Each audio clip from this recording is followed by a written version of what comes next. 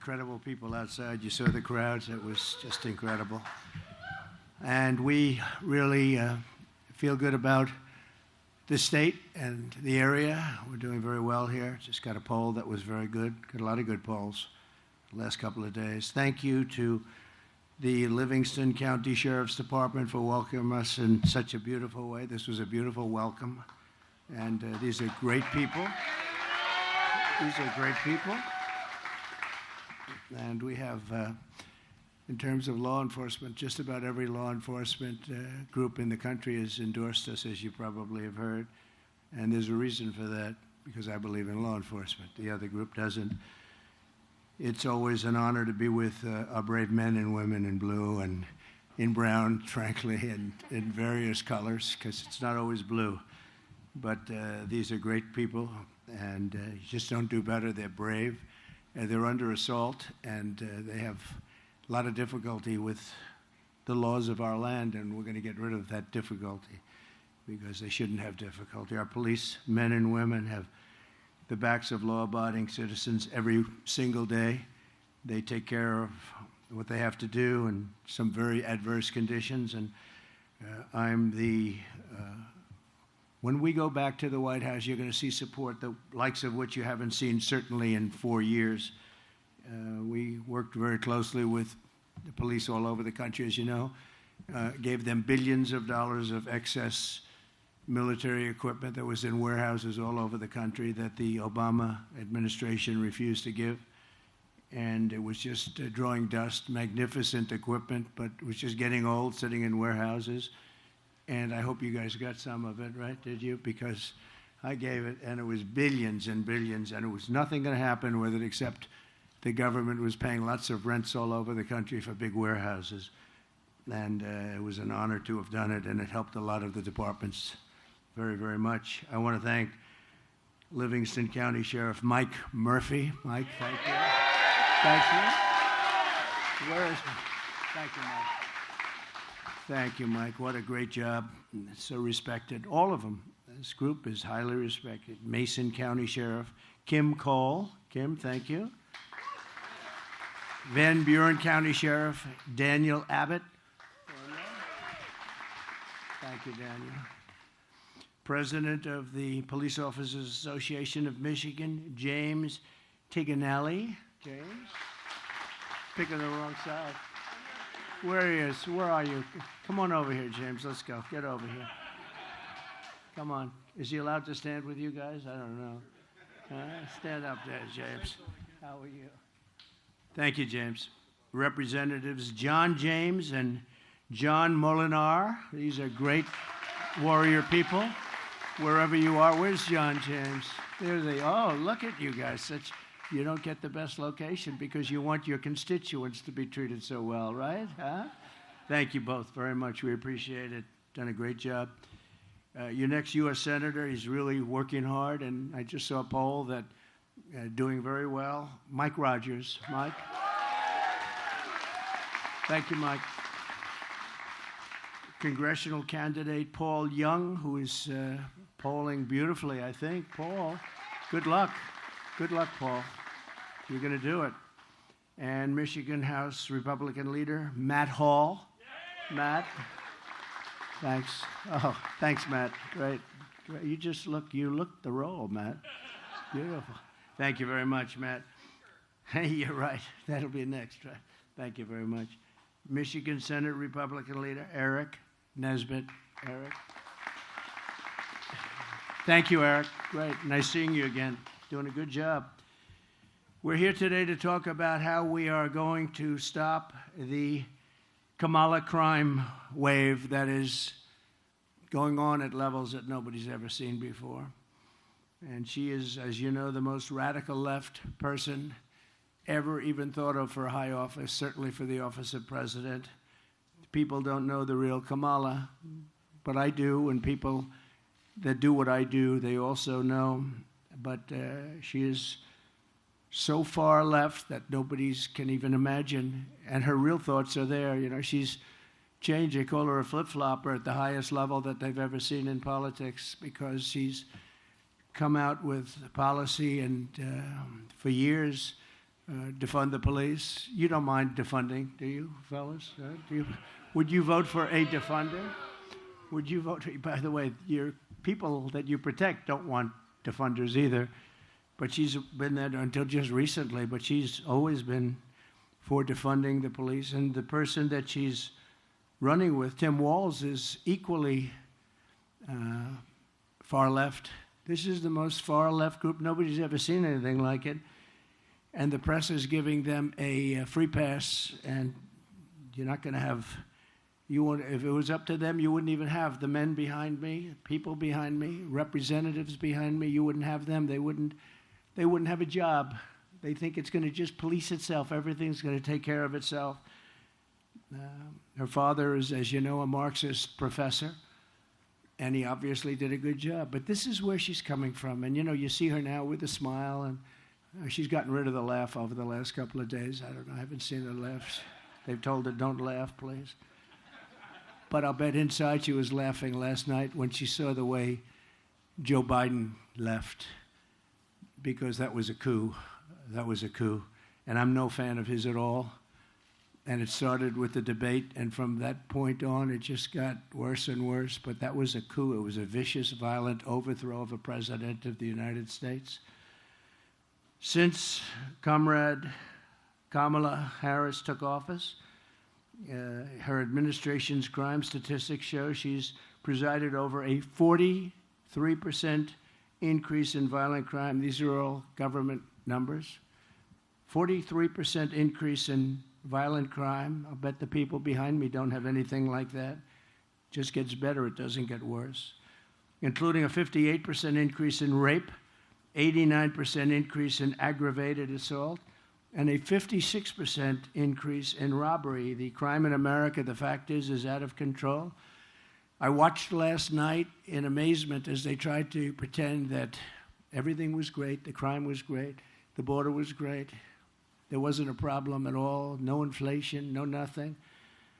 There has been a report that the job numbers over the last period of time were fraudulent, and I understand that because I know how the job numbers go, and if you want to be a bad person in high office, you can be a bad person, but the numbers are going to be revised, that the job numbers were far less, at nobody's ever seen, if the 600,000 to 1 million people less, jobs less.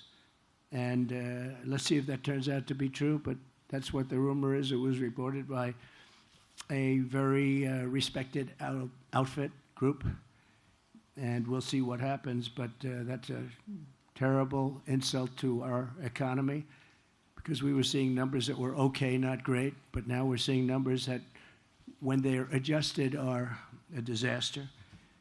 But crime in America is out of control. I'm going to make it, along with the economy, inflation, strong borders, and energy dominance, my top priority. I'm including crime in America. Normally that's done locally, and we're going to give the local people a lot of help, like I did initially, but not that much. We had a lot of great numbers coming out when I was president. Now we're seeing numbers that are just absolutely horrific. The Democrats are holding their convention in Chicago in order to showcase it, and yet, as you know, on 4th of July weekend, 117 people were shot. Of the 117, 17 were killed. This is 4th of July weekend, and 40 were shot last weekend. I don't know how many were killed, but assume a lot. And that's a war zone. That's worse than Afghanistan that we read about all the time. Speaking of Afghanistan, the worst and most embarrassing day in the history of our country, in my opinion. We left 13 dead soldiers, 47 obliterated, just obliterated, the arms, the legs, the face. Left people behind, and we left $85 billion worth of equipment behind for the Taliban to use as it sees fit. And they're selling a lot of it because they don't need 700,000 guns and rifles. They don't need 72,000 armor-plated vehicles. They're one of the largest sellers of military equipment in the world right now. They're selling our equipment because they said, by the way, would have never happened with me. Abdul would never have done that. But they said, we didn't have anybody shot after my conversations with the leader of the Taliban. 0 shot in 18 months. We had nobody lost in 18 months. He knew that he was not going to do that. I knew that. But now you look at what's happened, and it's back. You know, we would have kept Bagram. That's the big air base, not because of Afghanistan, but because it's located 1 hour away, from where China makes its nuclear weapons. So it's 1 hour away, and we had it, one of the biggest air bases in the world. We built it for billions and billions of dollars many years ago. Got the biggest runways, the biggest everything, and we just walked away from it, gave it to them, and now China's occupying it. And I thought that the scene a few days ago of the 3rd anniversary, they call it the defeat of America, was one of the ugliest scenes that I've seen on television in a long time. I've seen some pretty bad ones, so have you. We're witnessing some pretty bad ones. They had a parade where the parade was all of our equipment, a lot of our equipment, brand new, beautiful, armor-plated trucks coming down a road and people cheering. Not that many people cheering, actually, but there were people cheering. But they were making us look very bad because we have a fool. A fool is a president. They lied last night about things that nobody's ever seen. They lied about soldiers at a gravesite. They lied about Charlottesville. They lied about inflation. The inflation's been absolutely horrible, absolutely horrible. And everyone knows that we had virtually no inflation. They had 9%, but that wasn't including some of the things that went up more than anything else. They gave themselves a pass. But mothers will no longer be losing their children because of weak liberal policies and politicians that have given up on securing a crime-free America. We want a crime-free America. We're going to stop violent crime in the United States. And it's people like this that can do the job better than anybody. They do the job justly and fairly, but there's nobody like these people. Thank you. Thank you, friends. There's nobody like them, so they can do it. They have to be given back their rights and their dignity. They have to be allowed to do their job. We're going to be guaranteeing immunities and and I'm not looking necessarily just here, but we have police in various areas that are pretty rough areas. If they do their job, if they're diligent in doing their job, they go after the police officer rather than the criminal. They lose their house, they lose their pension, they lose their family, they lose everything. They lose everything. And we're going to make sure that doesn't happen. Over the past 4 years, the Marxist left has waged a vicious war on law enforcement in our country. They've taken away the dignity and the spirit and the life of some of these police officers, and that's why you see it. The crime is so out of control in our country.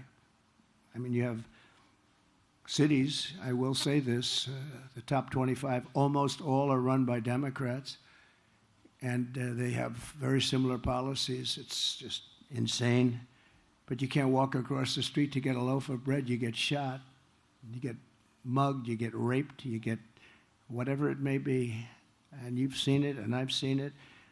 And it's time for a change. We have to bring back our cities. We have these cities that are great cities where people are afraid to live in them now. They're fleeing the cities of our country, what we would consider, what we did consider. You know, interestingly, like New York, when I left for Washington, New York we had a very bad mayor, de Blasio, but he wasn't there that long, and he couldn't ruin what took place. But we had a city that was so wonderful and so thriving, and just in a few short years, that changed. New York State is doing terribly. I heard the governor last night speaking so viciously and violently about me, but she doesn't speak about what they've done to destroy the state. The law enforcement has been decimated.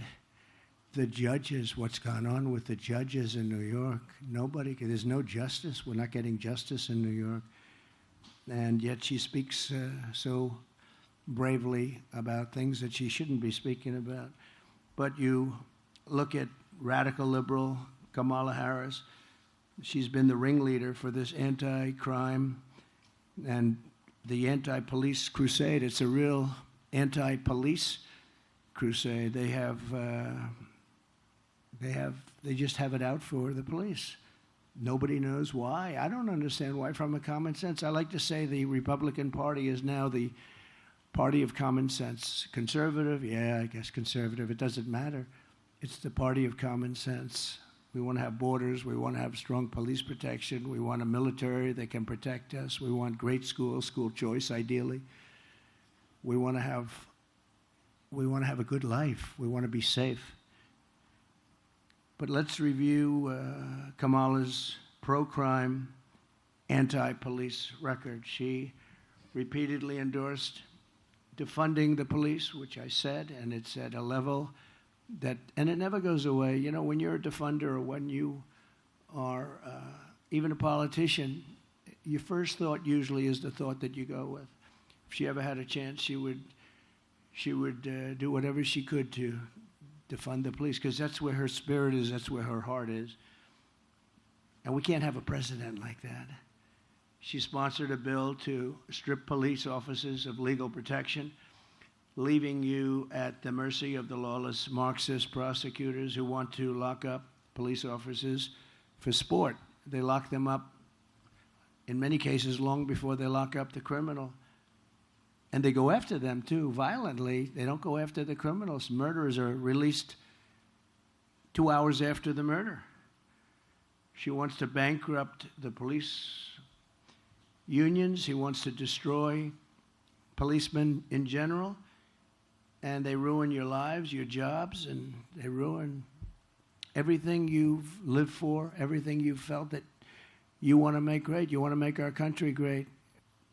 When I'm president of the United States, again, we will never even think about or mention the words defund the police. We'll never think about that again. It's got to be put away. It's a bad situation. It's a bad concept. The concept is so chilling and so horrible to think that. What we should be thinking about is the opposite of defunding, refunding, you call it. We'll refund, but we want to help the police. They have a very dangerous job. And lately I see I was with a great family a few months ago, opens the door to a car and gets shot. And they have all sorts of protection for the people in the car. You can't have your gun even close to being drawn. You don't know what's happening. A lot of the windows are dark, so you don't know who's in there. But the door opens and just gets shot. Great police officer. In many, many cases, it's a dangerous business, and we have to give them protection, and we have to give them love and respect, and that's what we're going to do. We were doing it, and they're not doing it now. We'll give our law enforcement heroes the kind of protection and the resources that they so dearly deserve, and I will crack down on local Marxist DAs who refuse to enforce the law. They refuse to put murderers in jail.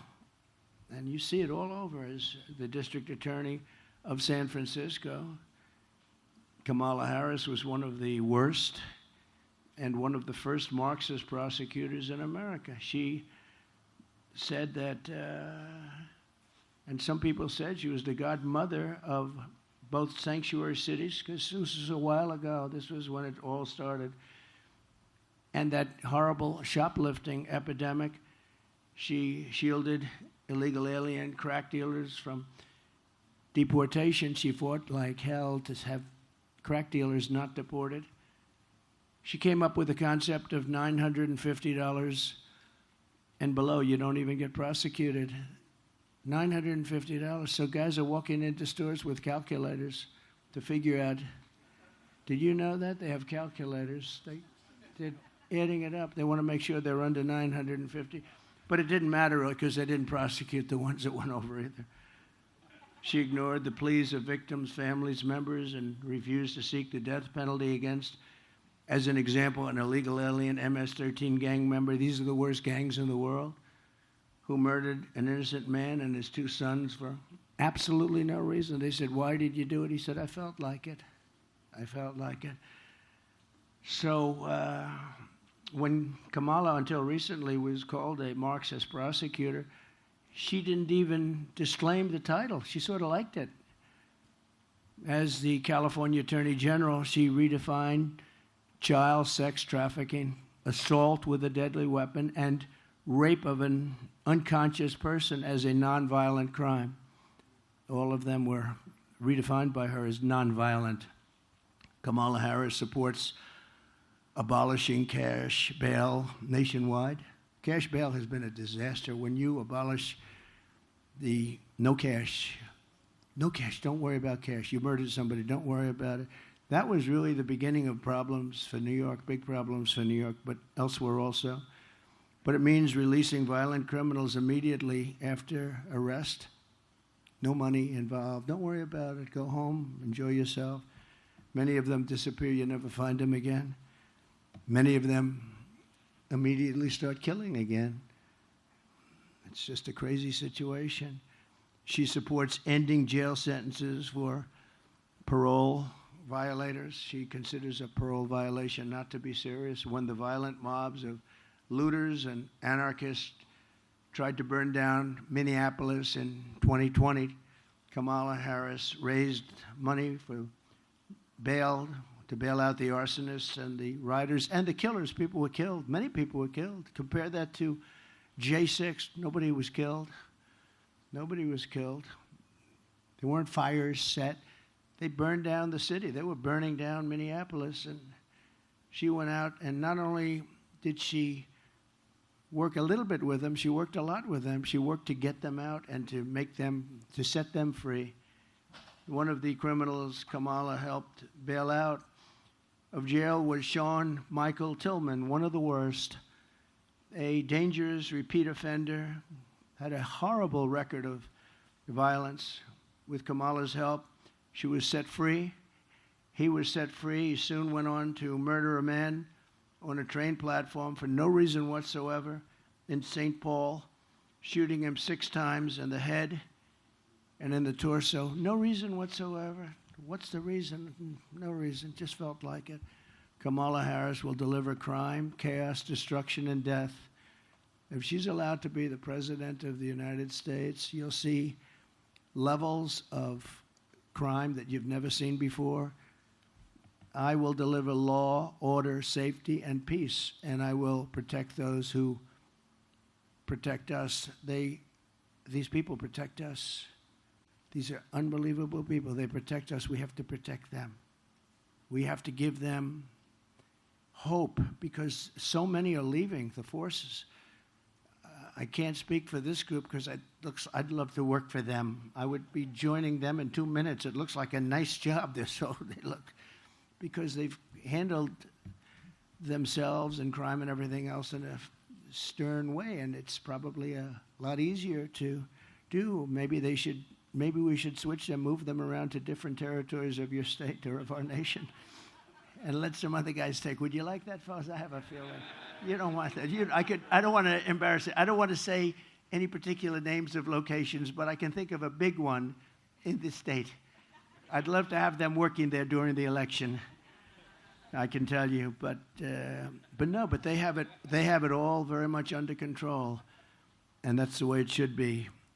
So we're going to make a record investment in hiring, retention, and training of police officers. We're losing tremendous numbers of police officers. These are men and women that want to be police officers, and they're just leaving. We're going to get you reinforcements, and we're not going to be doing the negative, like let's pay them much less, or let's defund entirely. Let's pay them. There's a movement on now. We won't defund, but we'll pay them much less money. No, it's. I've never realized how dangerous a job it was. I have some papers here where, if you watch the event last night, this is, by the way, my all-time favorite chart, which is because if you've watched last night, you wouldn't know the border was so bad. This was right here, this arrow on the bottom, lowest ever. This is made by Border Patrol. That's the lowest ever we had for illegal aliens coming into our country. And that was the week I left office. That's the lowest ever. Now, this chart is very dear to my heart for another reason. This was the chart. I said, let me see it. But it says a lot. And we had a couple of instances last night where things were mentioned, so I got it. Did crime rise under Trump and fall under Biden? They said it rose under Trump and they go, no, the opposite is true. Take a look at this here.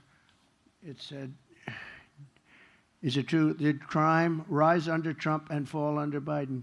No, comma, the opposite is true. This was a study group that went out and doesn't care. They do the numbers. And there was another one that a historical comparison of the collapse of law enforcement in U.S. cities, the drop in arrest rates over the last few years is without precedent. Lowest arrest rates we've ever seen. They don't arrest people anymore. And they shouldn't arrest people for saying the election was rigged, but they like that. They go after guys like me, but they don't go after people that kill people. It's a shame what's happened in our country, but we're going to turn it around. We're going to win big, and we're going to turn it around. We're going to turn it around fast. Thank you. Thank you. We'll bust up and dismantle the gangs, savage criminal networks, and bloodthirsty cartels, and we will stop the fentanyl, and we'll make sure that Kamala Harris has and all of the people that she's allowed to come across the border. Don't forget, she was the border czar, whether she wants to hear it or not. She still is. You're right. Thank you. In fact, she could do it right now. You know, they like to talk. It's all nonsense. That Donald Trump stopped a bill. I was opposed to it. So was everyone else. It was the weakest bill. Under that bill, millions of people would have been allowed to come in. This was a weak bill. But you didn't need a bill. I didn't have a bill. I said, close the border.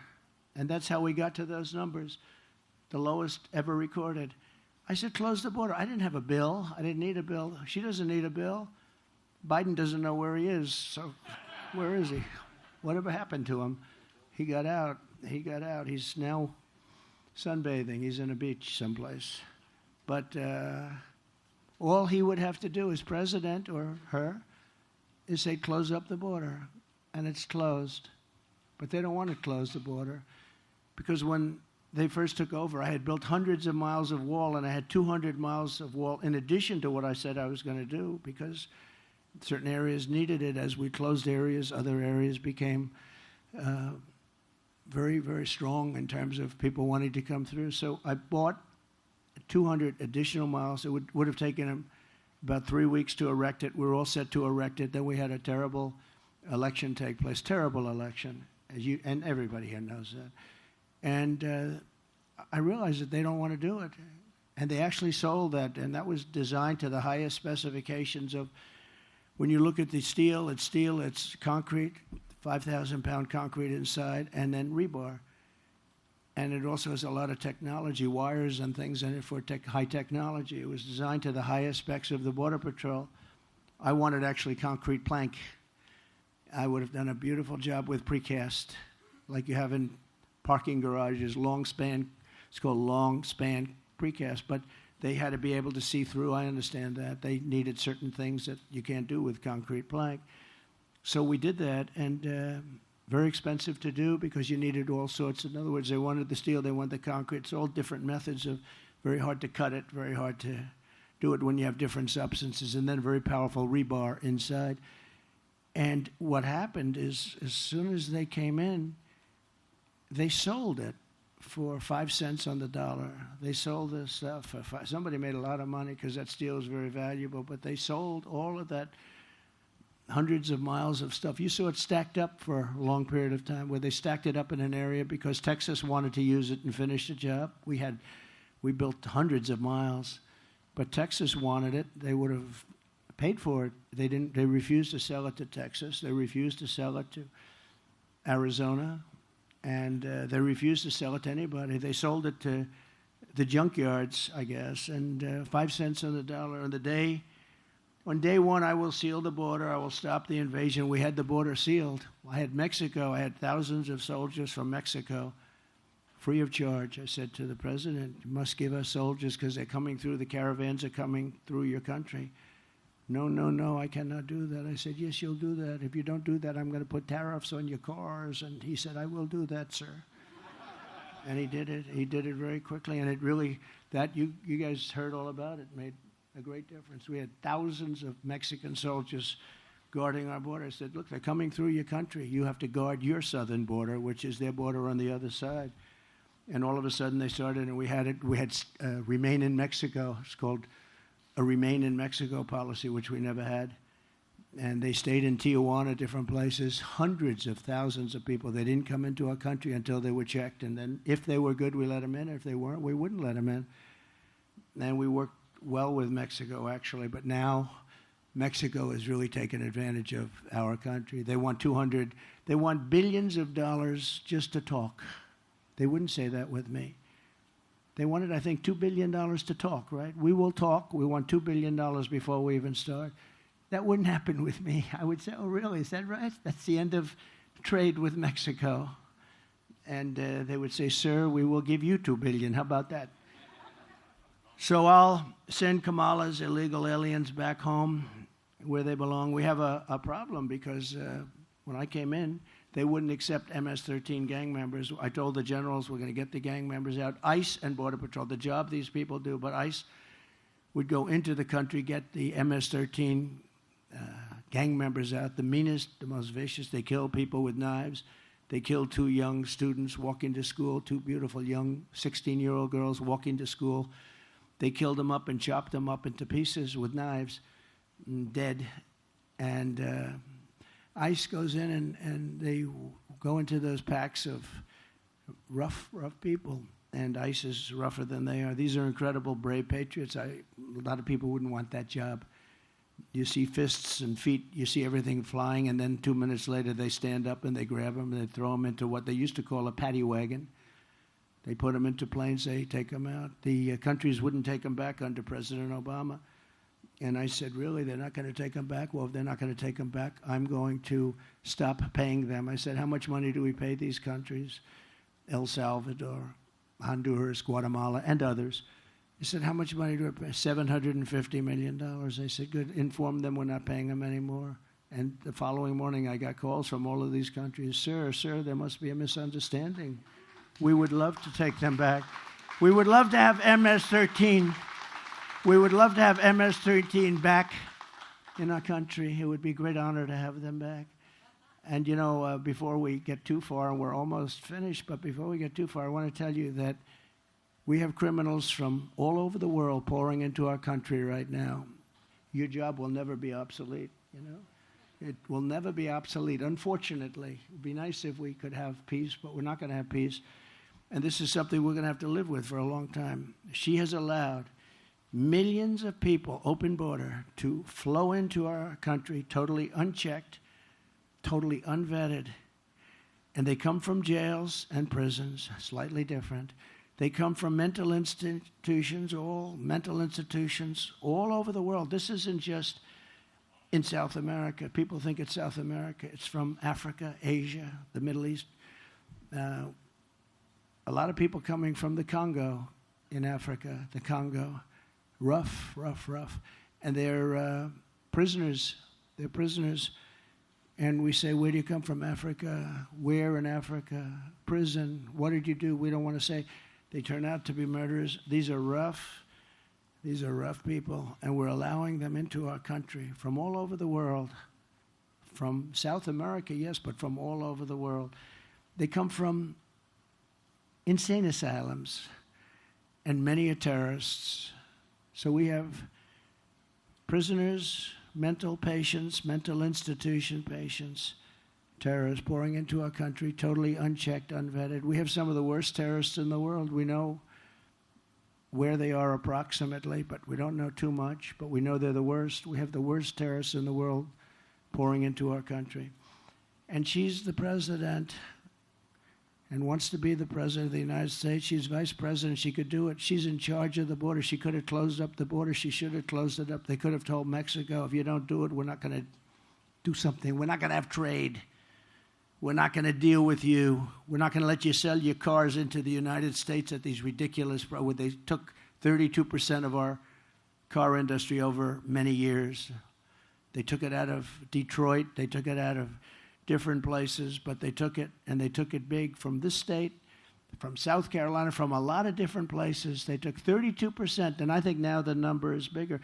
You know, I don't know if you know that they're building some of the biggest car plants in the world right now in Mexico. Wouldn't have happened with me. Right now in Mexico. And China's the one building them, and they think they're going to make these cars and then release them into the United States without tax. It's not going to happen. We'll put 100% to a 200% tariff. We're not going to let it happen because all of our jobs from your state will be gone.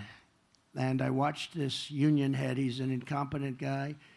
He's approving for what he did, for what he's allowed. Every job, every auto worker here will be out of a job within 3 years if I'm not elected. Every auto worker in the state, they're all going to be made in China. They're going to an all-electric policy. Well, we have more liquid gold under our feet than any country in the world, but we don't have for what you need for an electric car. But China does, and its territories do, and we're not going to let it happen. But they're building some of the biggest plants, and I have a friend who builds plants. He said some of the biggest in the world, I think he's doing them, are being built in Mexico. And they're going to sell cars, produce them and sell them in this country with no tax. It's not going to happen. And I told him, I said, you better hope I don't win. Always dangerous to say these things. Maybe that's why I get shot at and other people don't. Right, John James? That's probably why I get shot at. Other people, they'll protect other people because they can't believe they got so lucky. But I have to do what I have to do. I have to do the right thing. The border czar, Kamala Harris, has allowed hordes of illegal alien criminals to literally stampede into our country. We're going to end that on day one. We're going to close our border. We're going to get all of the bad ones out. And we're going to get them out fast. In Shelby Township, Michigan, earlier this year, a 32-year-old, previously deported illegal alien monster, was arrested for repeatedly sexually assaulting a young girl under the age of 13. Local law enforcement described the crimes as absolutely horrific and says he had many other victims, including death is involved. Death. Young girls. In St. Joseph County, Michigan, an illegal alien was recently charged with breaking into a home and sexually assaulting two very little girls, very badly assaulting. In Mississippi, just days ago, an illegal alien child predator was charged with raping a 10-year-old boy, and there were other cases where they were raping 10-year-old boys and girls, and in many cases they were dead, they were killed. Last week in Coney Island, 2 Kamala migrants were arrested for the rape of a 46-year-old woman who's loved by so many people, throwing her to the ground and raping her over and over again, and then working her over with a knife to her throat. One of them had previously been arrested for raping another woman, but he was shielded from deportation by the New York City sanctuary laws, which Kamala strongly supports. She wants it very much. The woman said, he didn't want to rape me, he wanted to kill me. She thought she was dead. She survived, but she thought she was dead. She said, he didn't want to rape me, he wanted to kill me. This is what we're allowing into our country. And then you hear, oh no, the people coming in, they're much less violent than the people. Hey, that's not right. They're much more violent. And that, they make a hat. Sheriff, they make a hat. And I don't want to brag, but it says Trump was right about everything. And if you look, whether it's the border, I've been right about everything, unfortunately. I wish I wasn't. So when I return to the White House, we will stop the plunder, rape, slaughter, and destruction of our American suburbs, our cities and towns. And I think that women living in the suburbs, I keep hearing about the suburban woman doesn't like Trump. Well, I think it's a fake poll, because why would they like me? I keep the suburbs safe. I stopped low-income towers from rising right alongside of their house, and I'm keeping the illegal aliens away from the suburbs. I think that they like me a lot. I think it's a lot of fake polls. We've seen a lot of fake polls over the years. I was not supposed to win anything, and we won the big one. We won it and did a lot better the second time than I did the first. But women want to have safety. They want to have a strong military. They want to have a strong police force. They want to be in their house and they want to be safe. They don't want to have people pouring into their doors and you can't do anything about it, right? So I think that's the number one thing.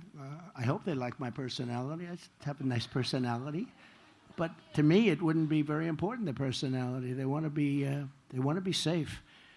They want people like this happy, and they want people like this taken care of properly, because those are the people that keep them safe.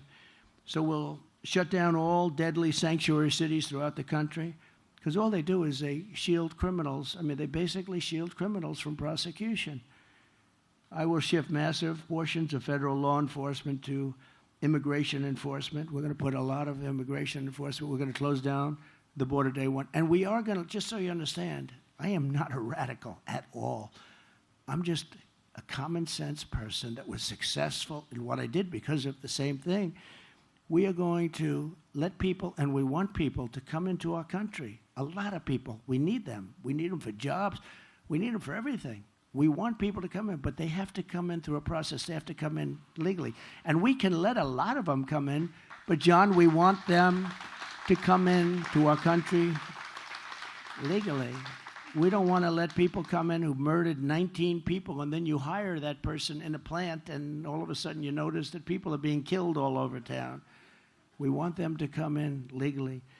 On day one, we will begin the largest domestic deportation operation in the history of our country, bigger than Dwight Eisenhower. Dwight Eisenhower was he was sort of a moderate person, but he hated when people poured into our country, and he was very strong on deportation. We will remove all criminal aliens immediately. All of the criminals, we start with that. We're going to get them out of here fast. Nothing good is going to happen with thousands of terrorists being in our country. You know, we had 1 month where Border Patrol was actually does a chart, and I don't believe this. I love it in a certain way, but I don't. They said in 2019, zero terrorists came in. Now, I don't believe that, but it's an awfully good statistic.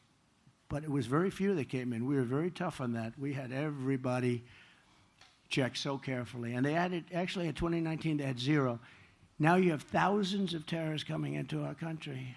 Thousands of terrorists. These are the people that blew up the World Trade Center.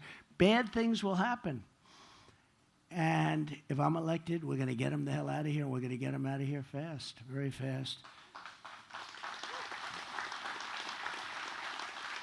And I told you that that other countries who really they put their people into groups. They send them up here, and by the thousands, the caravans. I think it was the name that I came up with. I don't know. Maybe somebody will say he's lying about that. Somebody else used the term 14 days earlier, but we came up because it just seemed like an appropriate term. It's a caravan of thousands of people. We have one caravan coming up right now, thousands of people that go right into the country. But I called these, they wouldn't take the MS-13 people back or other criminals back. And the general said, we're just not able to do it, sir, because they won't take them back. They'd put planes on the runways so that you couldn't land the plane. They'd block up the bus lane so you couldn't bring the buses. And you couldn't get them back. And when I told them that they wouldn't get any more money, I said, let them know they're delinquent. They broke in the deal. We're not going to get any more money. We paid them for years, hundreds of millions of dollars. The next morning, all 3 countries called me, like clockwork, separately. Sir, is there a misunderstanding? I understand that perhaps you would like to talk to us. I said, yeah, you're sending people into, and they're sending them, by the way. They don't want them. They're sending them. All of the countries are sending them. And now they're coming in because of her, because she's so pathetic and weak at the border. The worst job, the worst border czar in history, I can tell you that. Whether she's a czar or just in charge of the border, it doesn't matter. But they're sending them in levels that we've never seen before. And they're destroying our country. But they all said, all 3, it was almost like identical conversations. It was, sir, is there anything we can do to make up for this misunderstanding? I said, yep. You take your MS-13 and you take your gang members and you take your criminals and your drug dealers, we're sending them back, and we're sending them back today. And we sent thousands and thousands of people back. This has stopped for years. Under Bush it stopped, and under Obama it stopped. But this had been taking place for years, and I only found out about it. I said, that's good, get them out. I don't want to put them in our jails, because we put them in our jails. What are we going to do? Keep them for 50 years, 60 years, and the expense? The really bad ones, we did do that, though, however, because, we don't want them coming back. But all of them said, sir, we would be delighted to take MS-13 back. This would be a great honor. They're such lovely people. And we took them out by the thousands. We took MS-13, ICE, took MS-13 out of our country by the thousands and thousands, and they received them, and that's the way. It's just another little story, but it's a story that's very important, because I can't see a guy like Biden making that call. Can you? Do you think Biden thinks at night, gee, how are we going to get MS-13 out? He doesn't know he's alive. He didn't know he's alive. And this one is just a Marxist. I mean, she's a Marxist communist person, and we're not ready for a communist president, okay? We're not ready for it. We're going to destroy our country. Under my leadership, no community will be surrendered to violent criminals. No citizen will be abandoned to migrant crime. We have a new form of crime. It's called migrant crime, and it's probably more vicious than the crime that we already have, which is pretty vicious. These people are vicious, and please don't let anyone convince you that our criminals and we have more crime. They are sending massive number of criminals. And you've heard me say this before. Venezuela crime is down 72%. 72. Because they've taken their criminals out of Caracas. They've taken their criminals out of all of their cities, all of their areas, all of the country, and they're sending them to us. And I'm amazed that they're not doing it quicker, to be honest with you. It's happening fast. They're also emptying out the jails. And this is true all over the world.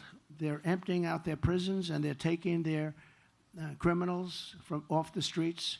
They're taking their drug dealers, and their crime rates are down at levels that nobody's ever seen before. And everyone says, oh, so-and-so's doing a great job running such and such a country. No, they're not. They're just very intelligent. I would do it if I were them. I would do it much faster. I can't believe they still have some left. But their jails are getting to be very empty. And what they're doing is they're literally dropping them in. They're bussing them in, and they're bringing them in. And they're saying, don't ever come back. If you come back, you get the death penalty. Or if you come back, you get killed. Don't ever come back. And you see the crime statistics are unbelievable. If you look at the jails are, they've never been so low in terms of world. I'm talking all over the world, because they're sending their criminals to the United States of America, and they're saying, don't ever come back. And their jails are being emptied, and their criminals are being taken off the streets, and their crime rates are plummeting. But that's what we want for our country. So we're sending those people back, and these are the people that can do it. So we're going to have a reformed Department of Justice. We'll once again be a friend and partner to our great local police and police officers general, and we'll be working with victims of crime very closely, but we'll not be working with the criminals that commit the crime. We're going to change it around. Right now, the criminal has a lot more respect within our Department of Justice than the victims. We're going to be working with the victims. We're going to get the gangsters, the drug dealers, the dangerous offenders behind bars, and we're going to get them ideally out of our country, ideally, except in extreme cases. We have some extreme cases where they've murdered many people, and in that case, we want to make sure they're away. But the amount of crime that we have is unbelievable, and the lack of crime that these other places, it just makes so much sense, doesn't it? That's all common sense, too. They're taking their criminals and they're bringing them to the United States, and they look so great. And cities like Caracas, which was a very dangerous place to be, these are cities that have opened up, they have new life, but our country is suffering, and you know, they just got here over the last 2 years, mostly over the last couple of years, during this administration, during our great border czar, who wants to be our president. They'll be laughing. Watch President Xi will be laughing. Putin will be laughing. They'll all be laughing. By the way, the war with Russia would have never started with Ukraine, would have never started if I was president. October 7th would have never happened. Iran was broke. They had no money for Hamas. They had no money for Hezbollah. This is a very dangerous time that we're in. It's dangerous in terms of crime and all, but it's very dangerous in terms of a possible World War III. We're very close to World War III, and people don't realize it. We're closer than we've ever been, I think, ever since World War II, but this would be the war of wars because of weaponry. This isn't, as I say, two army tanks going back and forth shooting at each other. The level of power, the level of weaponry that there is in the world today is so bad, is so dangerous, is so bad. And you need the right person to be president. You know, we had no war when I was president, except that I totally defeated 100% of the ISIS caliphate. Everyone said it would take 5 years. It took me like about 4 weeks.